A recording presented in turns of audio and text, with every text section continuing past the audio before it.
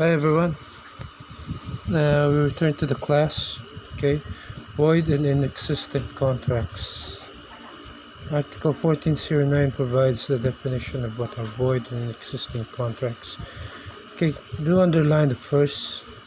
Those contrary to law, morals, good customs, public order, and public policy. Because I'm gonna ask a question regarding that in the comments. Kind of answer it if you want. Okay, for interaction purposes. Okay. Now, number 7 provides that even those contracts which are declared void by law, which means either by special law or any other law, are deemed to be void or inexistent contracts. Okay? Now, Article 1410, the action or defenses for the declaration of existing contracts does not prescribe. Okay, it is imprescriptible. Yes, that's the reason why the government actually the state punishes void contracts. Okay, that's why they made them imprescriptible. Now we go to the concept of impari delicto, no? Article 1411.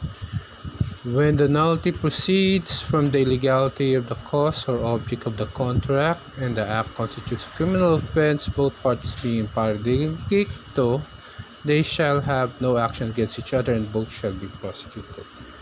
And both will be sent to jail if properly and well prosecuted. Okay.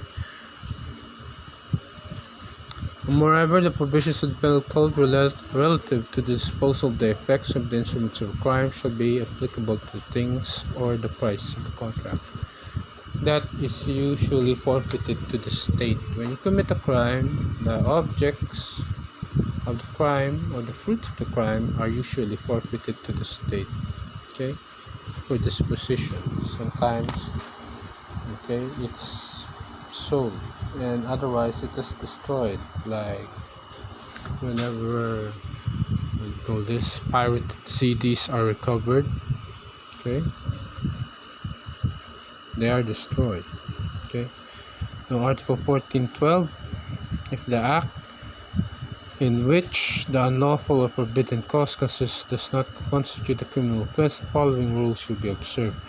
Okay, these provides for those that are in violation of morals, public public order or public policy, or good customs. Okay, and when only one of the contracting parties is at fault, he can recover what he has given by reason of the contract or ask for the fulfillment of what has been promised him. The other, who is not at fault, may demand the return of what he has given without any obligation to comply with the promise. Okay? Now, my professor in law school once told me, bakit yung mga biktima ng illegal recruitment hindi nakukulong? They actually know that it's illegal recruitment, no? Pinagbabawal nga yun eh. And yet hindi sila pinakukulong. It is in a impari delicto principle situation. Diba? Now, you can answer that with your opinion, and I'll see if your opinion actually makes sense. And Article 1413, interest paid in the excess of the interest allowed by the usury laws may be recovered by the debtor with interest thereon from the date of the payment. Okay, because usury is illegal, huh? Actually it's contrary to law. Okay, now one of the cases here is Angel Jose Merchandising versus Chile Enterprises in DC. Okay. It is one illustrative case here regarding recovery of usurious interest. Basically, you can recover both the interest in the principal if the contract of loan is in violation of the usury law. But here, okay, if the contract of loan is valid, the excess of that allowed by the usury law will be considered to be illegal, and hence it can be recovered with damages. Okay, Article 1414. Okay, it allows the other party repudiating the contract to recover the money or property, even though we're supposed to apply, okay, the impari delicto principle, because obviously this is one of the situations where in the example that given, like for example legal recruitment, how come the victims don't go to jail? There is this thing regarding Article 1414. Damage must not be caused to a third person, and hence what you actually gave in a contract you can recover it. Okay, Article 1415, where one of the parties to an illegal contract is capable of giving consent, the courts may, if the interest of justice so demands, allow recovery of money or property delivered by the incapacitated person. Again, if you remember the portion regarding unenforceable contracts, okay, we was discussing about this. Okay,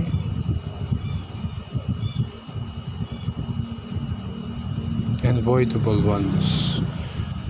Okay, now it has the same effect. Okay, if one of the parties are incapacitated, they can recover, okay, what they have actually gave in a void contract. Okay. This is if it's in the interest of justice. Article 1416, and the prohibition of the laws assigned for the protection of the plaintiff, he may, if public policy is thereby enhanced, recover what he has paid or delivered.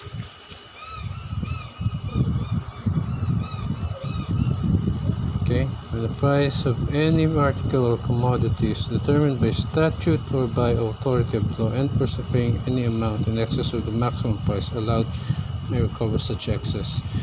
This is without prejudice for prosecution.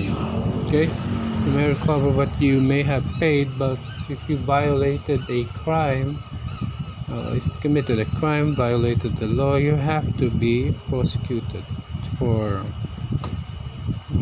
the crime that you have committed. Okay, you may recover whatever you have given, but that doesn't mean that the government is precluded from filing a case against you. 1418, when the law fixes an authorized maximum number of hours of labor. Here, the government, okay, does not close the operations of a factory or of an outfit if they made people to work beyond 8 hours. Okay, only they may be compensated additionally. Okay, 1419, minimum wage.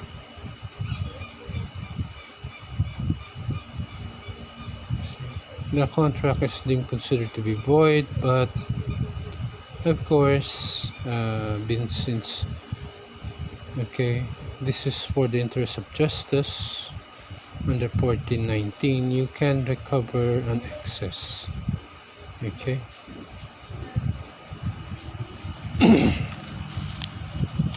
And again, 1420, cases of the divisible contract.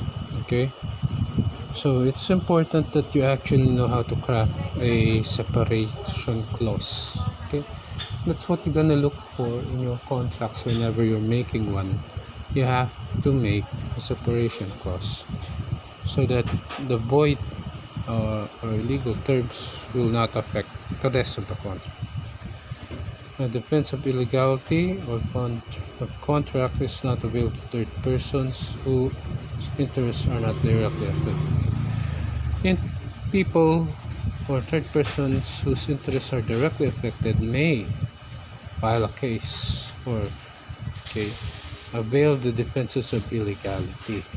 Okay, like for example, uh, let's say you purchase a item, okay, which is not stolen but was actually mortgaged, okay, at least for a third time, okay, and basically mortgaging an item for at least third time not by the owner themselves, okay, is actually a crime.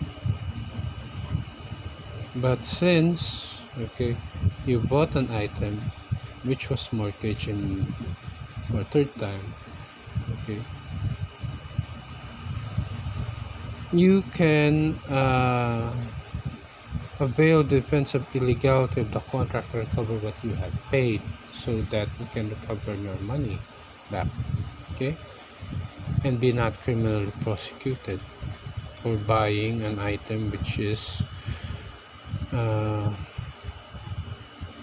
on a second or third mortgage. Okay, this Article 1422, a contract which is the direct result of a previous illegal contract is also void and existent, even if the same is actually theoretically valid. Okay. Yeah. Thank you for listening for this lecture, this series of lecture. This is the first time I actually conducted a lecture in YouTube. And if you like the content, okay, do subscribe and smash the notification bell for other materials. Okay, thank you.